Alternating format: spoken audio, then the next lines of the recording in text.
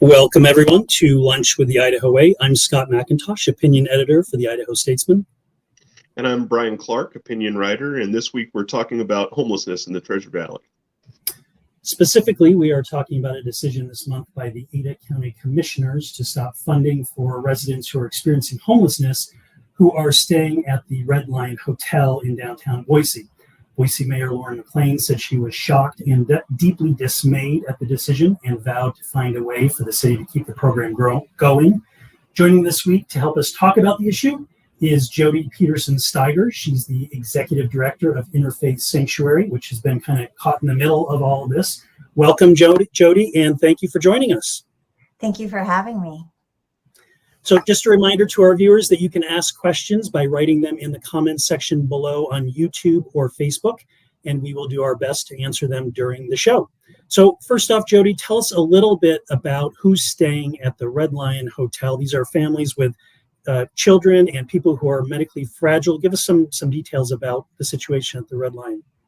Yeah, so we house families with children, no matter how their family's made up, and we keep them intact. So single dads, moms, dads, whatever. And then we have a medically fragile and senior program. And what that means that these are guests who would have been in a shelter or out on the street, but require a higher level of care. So we're able to deliver home health, hospice, and kind of manage their medical needs because of the privacy of the hotel rooms, which we are not afforded that ability at an open dorm shelter like Interfaith Sanctuary. Right. And I had the pleasure of meeting some of those guests. I wrote a column that came out today interviewing a few of the guests. One of those guests was Jerry Lynn Graves, who described herself as just a mom from Hyde Park. And that's exactly who she was before she lost her job and lost her housing. She tripped and fell at work and she tore her ACL. She lost her job and she spent a year on the streets and staying at Interfaith Sanctuary before getting housed at the Red Lion because of her medical issues. And during our interview, I asked Jerry Lynn where she would be if she were not at the Red Lion. And I asked her what it's meant to her to get off the streets and into the Red Lion Hotel. And here's what she said.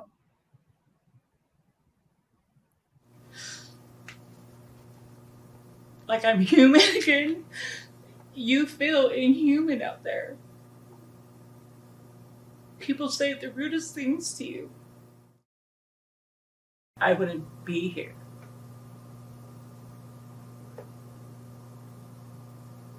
I had a really tough year last year. I lost both my parents. I had surgeries and rehab and being homeless. I mean, I wanted to know what people went through, but God, I had no idea what a nightmare it could actually be. I had a really dark year. If it hadn't been for the staff in this place where I could just have some peace and quiet, I wouldn't be here. And that's the truth. I was going down fast. It's really hard to go from being a mom in Hyde Park to living with a couple hundred people that are also on the worst day of their life. It was pretty moving interview that we had with Jerry Lynn. I was pretty moved, and we had other stories. We talked to Jimmy Kuntz. We talked to a family of 6, so I guess 4 of them are staying at the Red Lion right now. And she was diagnosed with breast cancer, like the month that they had lost their housing, and they had to split up and face going on the street until they came to the Red Lion while she battled breast cancer and got cancer treatment. So give us a little bit of background about how the situation at the Red Lion came about. It came about during COVID, correct? It did. Originally, it was just to create space for the shelter guests that we were serving at our downtown shelter. We're an open dorm shelter, and when COVID hit, there was protocol that was being asked to be put in place to create safety, which was space, not putting people on top of each other.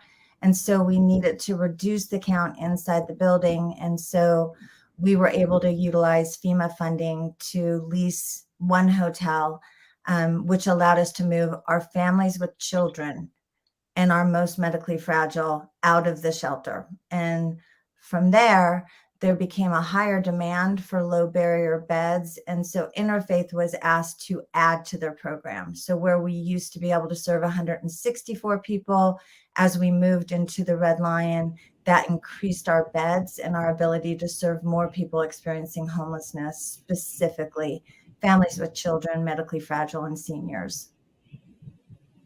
I wanted to ask, just from a broad point of view, what is the difficulty with serving a population like this, families and people with medical issues, in a traditional dormitory setting? Well, quite honestly, when we were all in one building, the families with children were on one side of the building and the single adult men and women were on the other side of the building. It was limited space to be a child, for sure. And there is kind of a village setting where parents help parents, and kids are held by everyone. And we definitely kept them away from the single adult population by day, but there's no way to really be a parent to a family in a dorm with 3 other families and 6 cribs. It's hard to find your parent voice and to find your quiet to really kind of be in a position to do great parenting. You know, it's stressful. And talk about the medically fragile too, the idea of providing in-person healthcare in an open dorm setting. Well, first of all, it's not really allowable because HIPAA requires privacy to deliver certain medical care. And so when someone's coming to the shelter that would benefit from home health or even benefit from hospice, there's no way to deliver that in a bunk bed. And so what the Red Lion afforded us was the ability to finally be able to deliver this kind of quality care for our aging and our chronically ill, and for those who were experiencing end of life. It was actually heartbreaking and beautiful at the same time, but the improvement in the conditions of those who've come in for respite care or for management of chronic health issues, it's unbelievable what we're able to do as far as outcomes that we just could not do at our emergency shelter, which tends to put a lot of pressure on emergency medical systems, you know, because they're out on the street all day, they're trying to manage, and they're sick.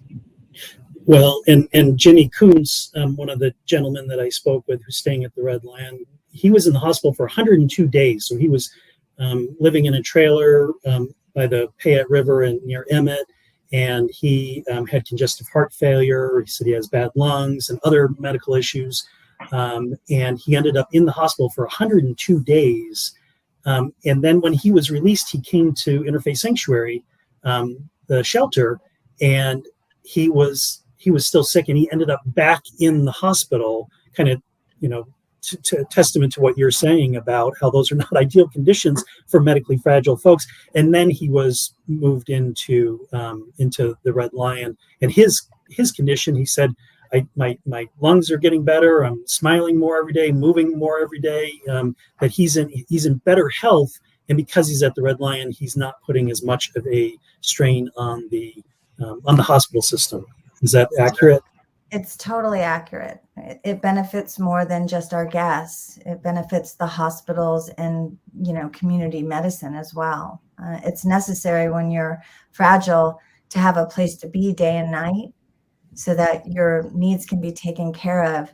And in our current downtown shelter, we don't have enough space during the day to keep everyone inside. So those who are not in daytime programming, they're navigating the streets. They're using the day shelter. They're trying to find a place to be until they can come back inside. And when you're sick and you're in the elements and you're not getting proper nutrition or hydration, by 5 o'clock, sometimes you're dialing 911. And what we've seen at the hotel, the outcomes there, we don't dial 911. We're able to manage their care, take them to their doctor's appointments, get them to wound care. Like, it's just a total game changer for the entire system. Now, if if this program were to come to an end,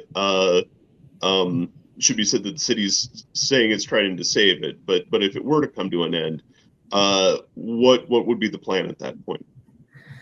Well, we've had to have Plan B for a while because our funding streams keep shifting. And so we've really, for quite a while now, not known, like, would we be here in December? Will we be here past April? And so the plan is we have 50 beds at our downtown shelter that are identified for families. And we can also fit cribs. So we would move 50 family members back to the shelter, and we'd have to remove 50 guests from Interfaith Sanctuary who are now living single adults on the family side. The medically fragile who are receiving home health and hospice, there's no way to safely treat them at the downtown shelter.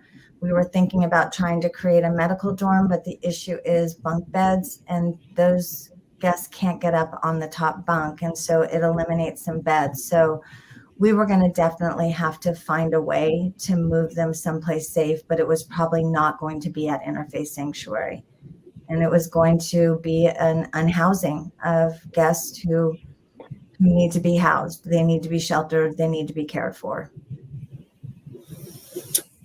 And so when commissioners decided to end this funding, one of the commissioners said that this is not a permanent solution, not sustainable. We shouldn't be paying hotel rates for these guests. And, I think there's a legitimate point there. This is expensive. This is costing a lot of money. But what is the alternative? And one of the other things that the commissioner said was that they should be in a proper facility, which, okay. But what is that proper facility? Where is it? What are the alternatives if not for the situation at the Red Lion? Well, the commissioners do make a valid point. It's clearly not sustainable if we're constantly looking for funding streams and not really having that kind of confidence in how we're able to shelter people. We saw the writing on the wall pretty early. That is what inspired us to buy the Salvation Army building, because we knew at a certain point that funding was going to go away, and we were serving more people than we can serve in our downtown shelter, and we were serving them better. We were able to do a good job with people who are medically fragile. So if you look at the design of the new building, it's taken all the silver linings from the pandemic. It's built to house people day and night. All the guests who stay in that shelter can be there day and night. We have a day shelter for adults. We have a totally separate family building. Families can stay together in suites with bathrooms. They have more privacy now. We have a medical dorm, a medical clinic, a nursing station, partnerships to bring care directly to these guests. It's the way that we really should be serving our homeless population.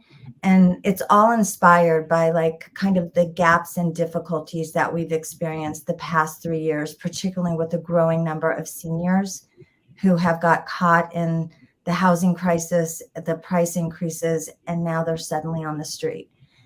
There does need to be more than our facility, but the commissioners are correct that we are designing the facility that's needed next.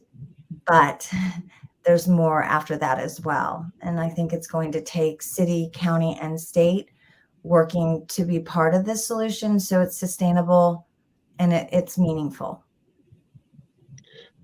So you said that if the Red Lion population has to move out at some point before facilities are available, you have to unhouse some existing residents.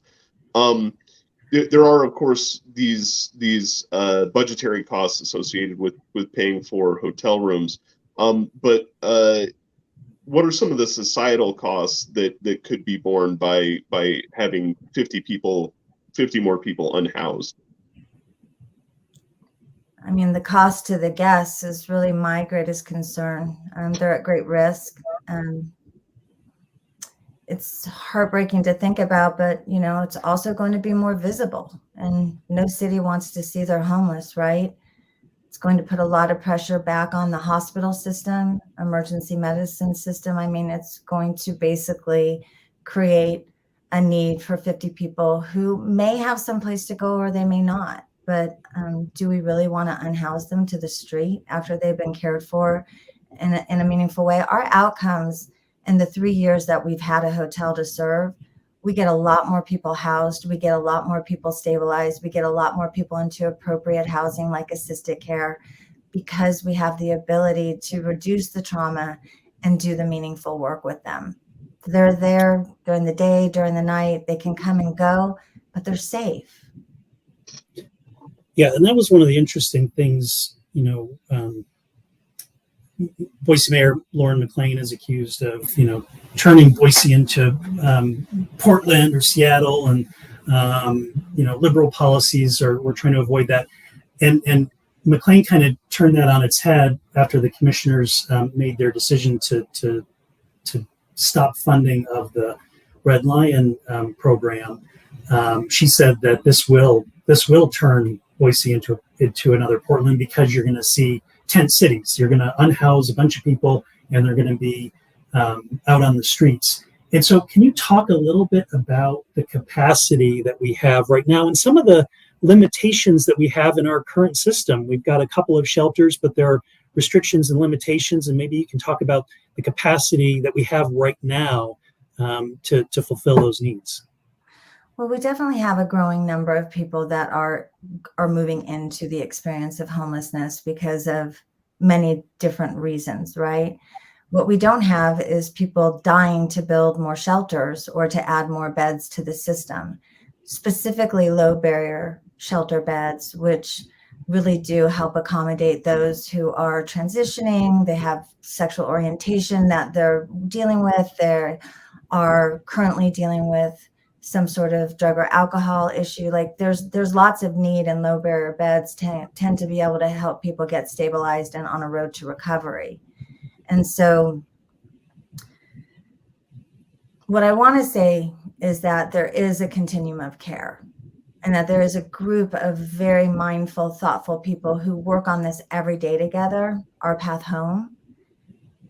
And together, I believe that we're all in this together to not allow that to happen. But it's crucial to build bridges and relationships to find more funding streams towards solutions instead of making this a political war. This is a problem for the community, for the county. Together, we do have the solutions, but solutions, they cost money. And so I think if we can meaningfully bring solutions to the people who can make those funding decisions, we will never be Portland, because we do a really good job here in taking care of each other. And if local folks are interested in helping out with monetary support, how can they do that? Well, I hate to make this all about Interfaith, but right now we're getting ready to break ground on our new facility. It's going to start construction April 18th at the old Salvation Army building on State Street. There's the campus of hopes and dreams, and we are looking for donations to help us build this. It's become more expensive due to the conditions of the application and the timing and things like that. So what seemed like a pretty reasonable build is now, it's a lot. So if anyone's interested in learning about the brick campaign or how they can get their business involved, they should reach out to me at Interfaith Sanctuary, and I can walk them through the whole new building. And what's the timeline? One of our viewers asked about the timeline, and I know Mayor McLean said that she vowed to find a solution to keep the program going. Have you heard any more on that? We're still working on the details, but it does look like we will be funded through the construction period, that we will be safe. This is the first time we've actually been able to maybe feel safe until the new shelter opens. And the expected timeline for construction is about 12 months. And you know what that means. So I'm hopeful it's 18 months. So, yeah. But, it's an infill. It's not from the ground up. So, but we do have to build a whole second floor now based on one of the conditions. So it's a little bit more complicated project, but there's a willing group who wants to get this shelter built. The builder, Guho Construction, everyone is solidly planning to make this happen as quickly as possible for the people that we serve. So you've secured funding for the Red Lion through next year? It feels like it. Lines have not been signed yet. We're working on another lease with the Red Lion right now. I'm working with Casey Montoon, who is our path home. And so it looks really good. It has not come in front of City Council yet. Got it. But okay. I feel good.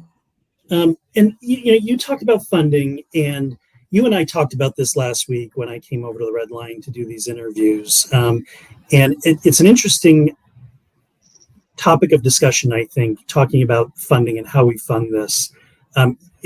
Maybe first talk a little bit about Interfaith Sanctuary. It's a private nonprofit. Boise Rescue Mission is a private nonprofit that exists just through the grace of its donors. Talk about that structure, and that is really the bulk of what we have for homeless services in Boise. So talk a little bit about that part of it.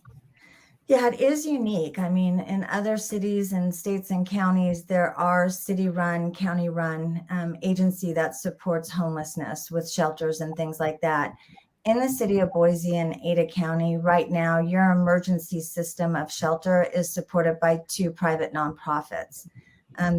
The city of Boise is very clear that they want to be supportive and help and assist with how we do homelessness in this community, but they are not in the business of homelessness. And that's just straight across the messaging that we've learned. And so for us, it's always been our job. We formed to actually take care of an issue that was clearly needed as a low barrier shelter. And it would be nice to have more options and more systems in place that add more security to the programming, and definitely more funding streams to support the private nonprofits that don't require restrictions, that don't allow you to serve how you were defined to serve.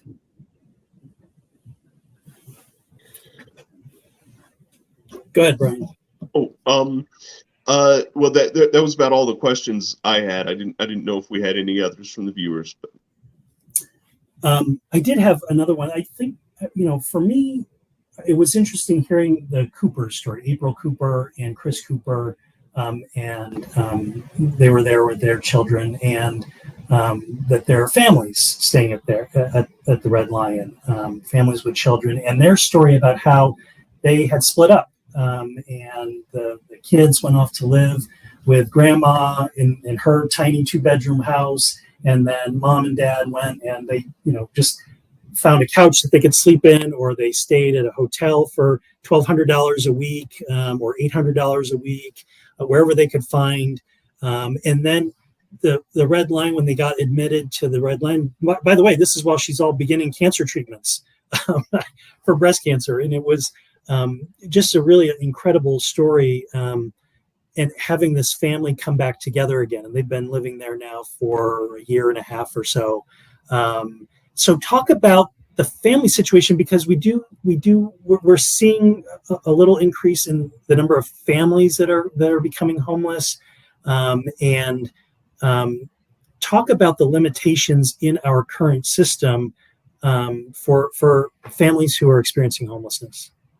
So the challenge is that Interfaith Sanctuary is the shelter that shelters families together, no matter what your makeup is. And if you're a single dad with a child, you can stay with us. The other emergency shelter, it's a men's shelter and a women's and children's shelter. And so that's not a great option for mom and dad and kids.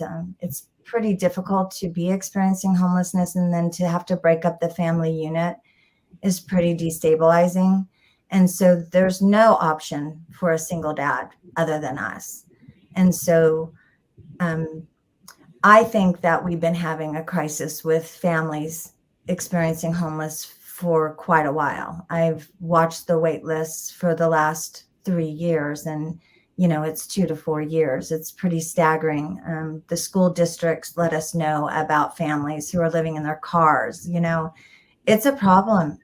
People are getting priced out of their homes. The thing that struck me, Scott, was when you asked them what would happen if the Red Lion wasn't there. And April and her husband were like trying to like figure out like where their kids would go and how they would. And it was just so heartbreaking to watch them try and manage again, breaking up their family, but like realizing that's just something that they have to do on a regular basis to, you know, like, but now they've qualified and they're going to become homeowners because of this new program. So like the stability, April's still doing some cancer treatment, but she is considered, you know, healthy and she's doing great. Like they're a really good example of what a hotel can do for a family. And let's point out too that Chris Cooper works 60 hours a week. Yeah. They're working. This is not a family that is you know, not working. They are actually working. And this was really interesting when with Chris's situation in particular, they were experiencing homelessness and he works the overnight shift. So he provides care to adults with developmental disabilities, but he works nights.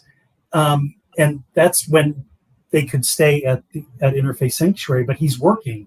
And then he sleeps during the day. So there was really nothing for him. And particularly if he was with his kids, he said, well, my kids would just have to sleep in our car outside wherever I was working that night, which just, it kind of blew my mind to think the logistics. And we talked about this as well. And I wrote this in the column about how being homeless is a lot of work. It requires a lot of work on a day-to-day basis. You have to, you know, figure out where you're going to go to the bathroom, where you're going to wash your hands, where you're going to take a shower, where you're going to do your laundry. And Jerry Lynn was talking about where to find food that's that you can use food stamps for that is cooked, because you can't cook if you're homeless. You know, you don't have a gourmet kitchen to cook stuff, but with food stamps you can only buy uncooked food. And so just little challenges like that we all take for granted. It requires a lot of effort and a lot of work when you're on the streets. Yeah, it's the navigation that creates the trauma. You know, if you didn't have mental health issues or if you weren't dealing with any kind of addictions, there's a good chance that the longer you're exposed to that kind of stress, it's going to become part of your story. And that's why you want to lift them up as quickly as possible, create the stability, give access to programming, let them work on the things that will help them move forward. They can't do that out on the street. They just can't. And we can't ask them to do that. What we have to do is find a way to bring more services and shelter beds to them. That's our responsibility. All right. Well, I want to thank everyone for joining us this week. If you are interested in reading the story about the folks who are living at the Red Lion Hotel, the link is below in the comments. We will be back next week at the same time with another episode. Next week, we're going to be talking about the Lori Vallow trial that is starting next week at the Ada County Courthouse. Yeah, we'll be joined by Leah Sotilli. She's a longtime journalist and the author of a book called When the Moon Turns to Blood, which is a look at the survivalist and end times ideology that Vallow and Daybell were involved with. She's also written about how similar views are extensive in certain segments of far-right extremism in the West. Expect it to be a great discussion. In the meantime, please sign up for my free weekly email newsletter, The Idaho Way. The link is below in the comments.